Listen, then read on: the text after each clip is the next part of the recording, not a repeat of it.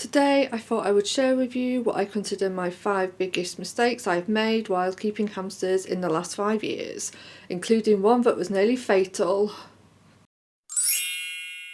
First off are all the unsafe hamster chews I have used in the past. These include the ones that are made with edible wood, whether it's made with honey or without.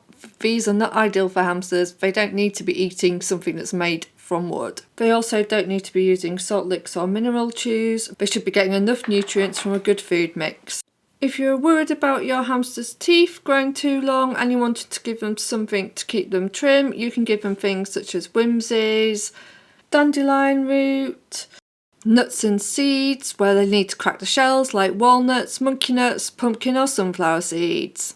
You can also get so many things like balls, tunnels, hides, mats and chews made out of things like hyacinth, seagrass, willow and banana leaf, which the hamster can chew on. You can also put treats inside of these and hopefully the hamster will nibble away at it. And don't forget, you can always make boredom breakers out of cardboard for the hamster to chew on too. I hate admitting to this one. Yes, Luna was a bar chewer.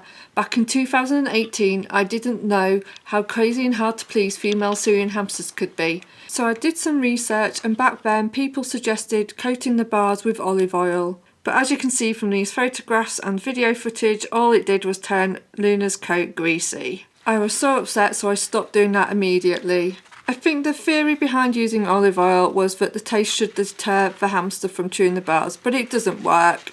You can try adding things like cardboard and grass mats just so that they're not hurting or damaging their teeth on the bars. What you should be focusing on is adding more enrichment into the hamster cage and the setup you've got, and if that doesn't make any changes to the bar chewing, then you really need to look at a different type of cage. That could be a larger bar cage or a tank style cage.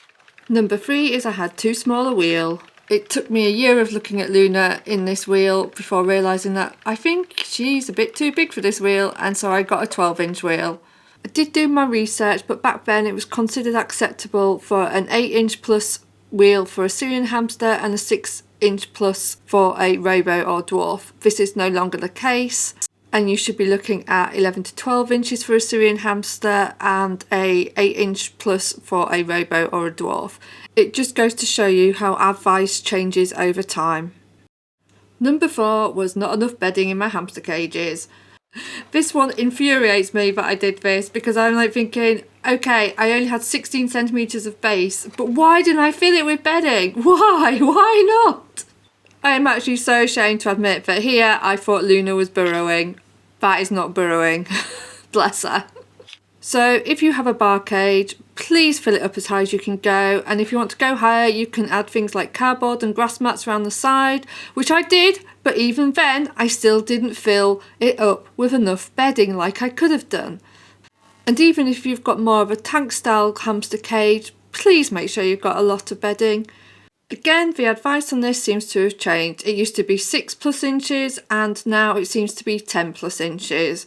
The height of the bedding in my hamster cage setups is still something I'm trying to improve on, and I don't always get it right. But I think we can all agree I have vastly improved from 5 years ago.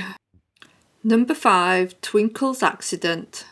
This is possibly the biggest mistake I've ever made because it nearly cost Twinkle his life. I have shared this on the hamster forum and Instagram, but I've never shared it on YouTube. I always used to let my hamsters free roam in the conservatory. It was perfectly safe. I'd done this for 2 years and I used to do it while I was cleaning out their cages. So one night I was cleaning out Twinkle's cage and I left him in the conservatory. Everything was fine. Until I opened the door to go in the conservatory. I looked through the doorway, saw him right across the other side of the room, thought it was safe, stepped inside. He was still across the other side of the room. I turned round, shut the door, and he zoomed across the room, darting right under the door as I closed it shut. And he knocked himself out cold. I thought he was dead. It was horrific. After a couple of minutes, he started to come round and he was alive, thank God. So I put him back in his cage and he immediately went into his hide, and that was it. This was like 11 o'clock at night, so I rang the vets and they said that was all I could do really, and if he was no better in the morning, they would see him then.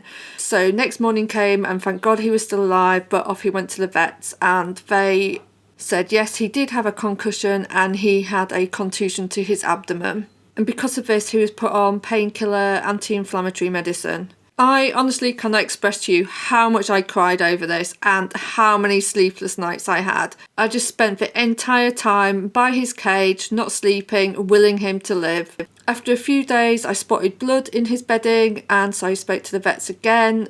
Again, this was late at night, so they said if it was still there in the morning to send him up, and it was, so I did. And they said it just sometimes happens when there's a contusion and it can be just all the debris coming away from where the accident had impacted. After 5 days, thank goodness, a twinkle started to come round and be back to normal. So why did I share this with you? Well, my golden rule was always, when free roaming my hamsters, if you can't see the hamster, do not move. After this accident, my second golden rule is now, if the hamster is out free roaming, do not open or close any doors unless you have hold of your hamster. You just don't know how fast they can be. I hope this shows you we can all make mistakes, but we can all change as well. Hamster care is always evolving, and I always say I'm still learning and hopefully improving.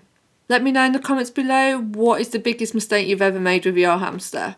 I really hope it's not as bad as mine with Twinkle. If you are interested in improving your hamster care even more, I highly recommend checking out my video about trusted hamster resources. If you found this helpful, please like and subscribe if you haven't already, and thanks for watching.